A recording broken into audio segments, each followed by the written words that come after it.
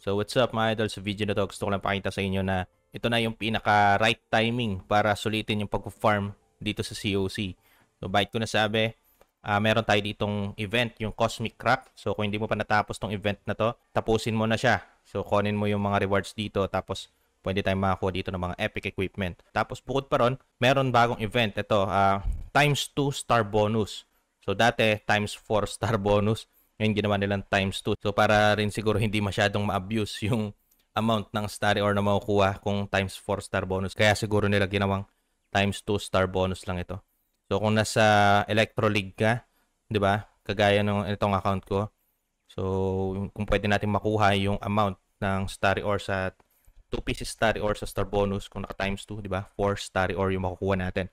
So napakasulit. Tapos bukod pa ron, meron tayong shiny ore at saka glowy ore na makukuha. So bukod pa sa Cosmic Crack event at saka dito sa Star Bonus, syempre habulin na rin natin itong Treasure Hunt event. So bago ka bumili ng mga epic equipment dito sa Cosmic Crack event, make sure lang na ubusin mo muna itong Treasure Hunt event. Tapusin mo muna to kasi posible na makakuha ka rito ng epic equipment. Halimbawa, gusto mong bilhin yung Fireball o kaya yung Electro Boots sa Cosmic Crack event o kaya naman yung Giant Gauntlet o kaya yung Frozen Arrow.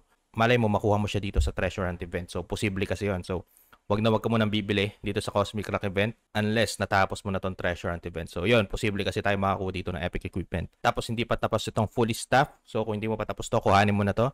Dahil meron kang makukuha ditong gems at saka hero potion. So, bukod pa dyan, meron tayo ditong raid weekend. So, bukas matatapos na to. So, meron na lang tong 20 hours. So, pag natapos mo yan, posible kang makakuha ng large amount ng raid medals. So kung mataas na yung rank nyo dito, posible ka makakuha dito ng 1,000 plus na raid medals. And syempre mawawala ba naman dito sa event na to, 'di ba? Yung clan games. So nag-start na to kailan lang. Nito lang ako ulit nakagawa ng video pero may kita mo na first time ko nakakita ng ganito kadaming klaseng event na halos sabay-sabay, 'di ba?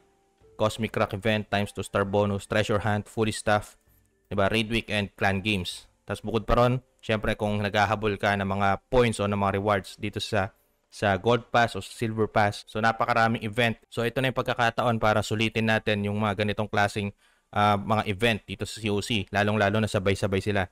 So meron tayo dito Cosmic Crack, times 2 star bonus, Treasure Hunt, fully staff, so Raid Week and Clan Games. So multi-purpose kapag umatak ka sa battle o kaya sa rank battle. So ilang event yon, halos 6 na event yon, pang 7 na yung sa Gold Pass. So napakasulit talaga kumbaga sa ano. Ang gagawin mo lang, attack ka lang sa battle at saka sa rank battle, tapos pare-parehas kang pwede makakuha ng mga rewards dito. So right now attack ako para makita natin napakasulit talaga nitong event na to. So simulan natin siya. So attack tayo sa battle muna. So yung rank battle 18 hours na lang matatapos na. So hindi pa ako nakaka-attack. So may kita mo rito, ayan, yung Cosmic Shard, mas mataas na yung amount na makukuha natin. Yung number of Cosmic Shards mas mataas na. Ibig sabihin, mas mabilis nating matatapos yung Cosmic Crack event. Tapos bukod pa ron, kasabay nitong Cosmic Crack event, ayun nga, gaya nga nasabi natin kanina, meron tayong makukuha dito ng Treasure Hunt event. So, ang mangyayari, pag trinistar natin itong base, diba? Tapos ginawa natin siya ulit sa susunod na attack natin, makakakuha tayo ng times 2 star bonus. And ang maganda, kung hindi mo pa tapos yung clan games, sabayan mo na rin ang pagkuha ng challenge sa clan games para, diba, multi-purpose, isang attack lang, marami kang event na natatapos, diba? Tsaka mga rewards na nakukuha. So yun, gawin natin, 3 star natin tong base na to. So alam naman natin na rush to, kaya sigurado mati 3 star natin to. Siguro tapusin natin to agad. Kukuhanin ko lang yung star bonus. So it's about time para kuhanin mo na yung star bonus, lalo na kung napahinga yung account mo ng 2 araw. Ibig sabihin, salip na 3 days mo lang makukuha yung star bonus, kukuha mo siya ng times 4. Diba? 4 na araw mo siyang makukuha. So ayan. Okay.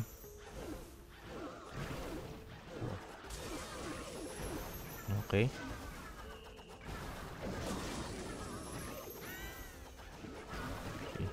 4. Okay. 4. 4.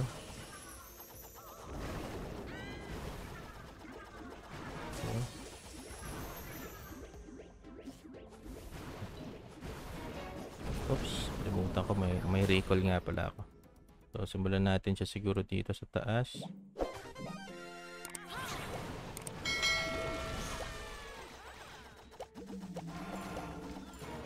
Grand Warden, ating Ice Golem, sa baba. May kita mo, nakuha na natin yung shard.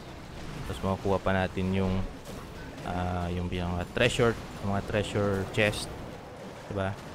Gamitin na natin yung ating king ability. So, rage tayo dyan. Sa warden ability. So, hindi tayo mahirapan dyan. Put spell natin yan. Tapos lagay tayo ng skeleton spell. Lagay tayo ng mga minion pang clean up. Tapos siguro pwede natin i-poison pero hindi na. So ayan, may kita mo, nakuha na natin yung treasure. So ako, ang ginawa ko nung natapos ko yung Cosmic Rank event dito sa aking main account, binili ko kagad siya ng Meteor Staff ng Epic Equipment ng Minion Prince. So para sa akin kasi worth investment siya. So kung meron ka mga Epic Equipment na trip, 'di ba? Pwede rin naman na yun yung piliin mo muna. So claim na natin 'to. Check natin, malay natin baka kuha pa tayo ng Epic Equipment dito. 'Di ba? So common. So tingin ko common lang 'to. Okay. So ayan, nasa demotion zone na pala yung aking account. So attack tayo ngayon ng isang beses muna dito sa rank battle. Hopefully ma 3-star natin 'to. So simulan na natin. So master siya. So simulan natin. Saan ko ba ito simulan? Siguro try natin dito. Okay. 4. Okay. Hopefully ma 3-star natin.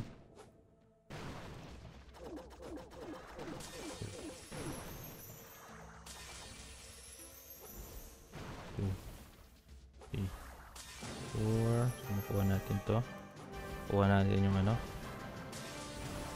Lumiko siya.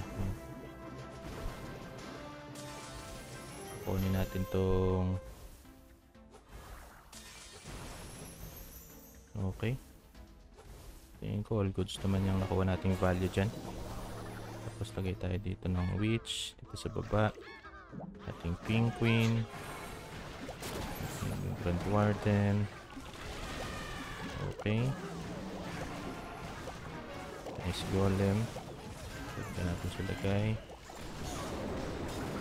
So, poison natin to. Okay. Dito natin yun. Para dyan sa map ma-defocus ng mga ano. Ayan. Nice golem niya. Dito natin yung grand warden ability siguro dito. Grand warden ability.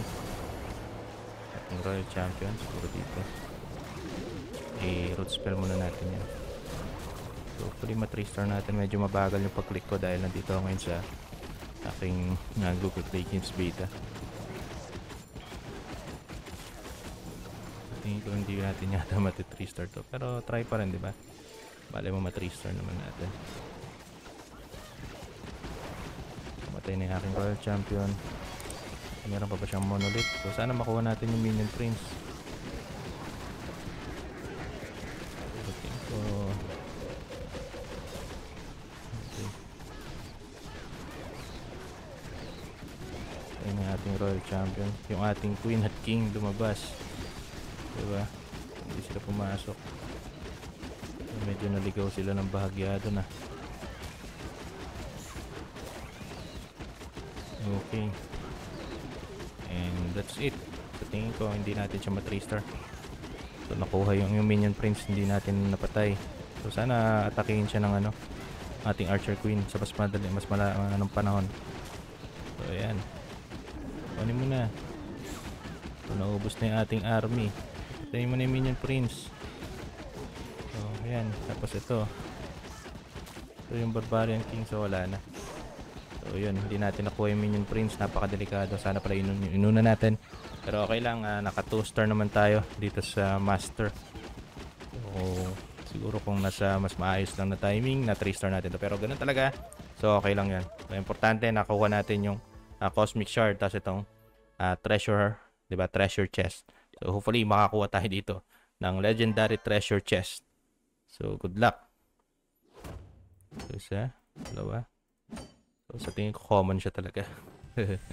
So ayan, dapat tanggalin nila talaga tong ano itong mga itong mga loots dito sa treasure chest, 'di ba? Parang napaka-unnecessary na nandito yung mga loots nandito sa sa treasure chest, 'di ba? So sana yun lang yung yun lang yung isa sa mga sa tingin ko dapat hindi nila ilagay yung loots, 'di ba, sa treasure chest. So ayan, times 2 star bonus, 'di ba? So kung makakuha tayo ng times 4 star bonus tapos nasa Electro League ka, 'di ba? Makakakuha ka ng 8 pieces na starry ore. So yun. Pero ngayon times 2 lang siya kaya 'di ba? 4 pieces lang muna. So meron pa akong isang 3 star. So ayan. So yun lang, bali dito na matatapos yung aking video. Maraming salamat po sa panonood. And sana tapusin mo tong mga event and wag mo palalampasin to dahil ito na yung pinaka best timing para 'di ba? Para mag-farm o para mag-loots dito sa COC dahil yun, sabay-sabay nga yung mga events na matatapos mo once na umatak ka sa battle man o kaya sa rank battle. So yun lang. I hope na nagustuhan nyo po itong video na to and kung nagustuhan nyo po to, like and subscribe na po kayo sa aking channel. Maraming salamat po.